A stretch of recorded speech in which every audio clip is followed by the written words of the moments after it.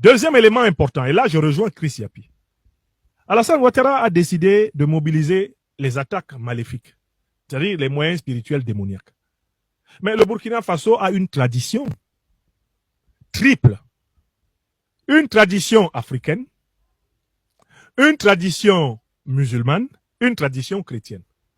Il faut que les forces spirituelles des trois traditions du Burkina Faso soient mobilisées positivement pour unir l'élite du pays. Il faut que les meilleurs représentants des forces spirituelles traditionnelles du Burkina, des forces spirituelles musulmanes du Burkina, ceux en qui le pouvoir a confiance, dans ces forces spirituelles, les meilleurs représentants des forces spirituelles chrétiennes, il faut que le régime du président Ibrahim Traoré, le sommet de ce régime, entre en osmose avec les meilleurs éléments des forces spirituelles pour créer l'état d'esprit nécessaire à la résistance contre l'intoxication, la pollution spirite de Ouattara. Et c'est cette idée que Chris Yapi a voulu exprimer. Ne négligez pas ces histoires de sorcellerie, même s'il ne faut pas y croire, même s'il ne faut pas s'y soumettre, même s'il ne faut pas en être fasciné, il ne faut pas les négliger. Car il n'y a pas que le monde visible. Moi, j'en atteste. Il existe un monde invisible qui est infiniment plus vaste que le monde visible. Ce que vous voyez n'est rien à côté de ce que vous ne voyez pas. Donc, il est important que le régime du MPSR2 prenne au sérieux la question de son édification, de sa structuration, de sa consolidation spirituelle.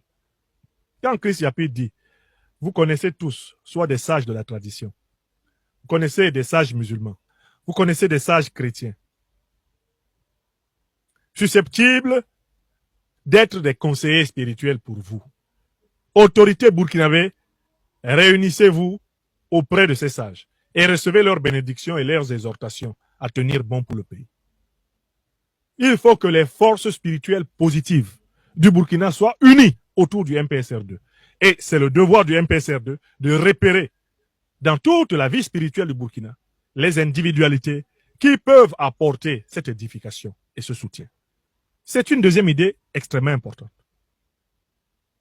Troisième idée. Alors, je reste convaincu que il manque encore au Burkina Faso actuellement un maillon politique. Il manque, le MPSR2 est une organisation politico-militaire. Mais le MPSR2 n'est pas encore, comment on peut dire, c'est pas encore une organisation populaire révolutionnaire. Je pense qu'il faut une organisation populaire révolutionnaire qui puisse héberger la jeunesse, les femmes, les cadres, les ouvriers. Bref, il faut une organisation politique révolutionnaire, nouvelle au Burkina Faso, adaptée aux exigences du XXIe siècle, qui va être littéralement l'adjuvant du MPCR2, afin d'encadrer le mouvement civil. Je pense que, par son côté militaire, massivement militaire, le MPSR n'est pas encore un terreau pour l'éducation citoyenne du peuple. Il faut prendre en charge l'éducation des jeunes burkinabés, des femmes burkinabés, en tant qu'organisation politique. Il faut la prendre en charge, pas simplement en tant qu'État.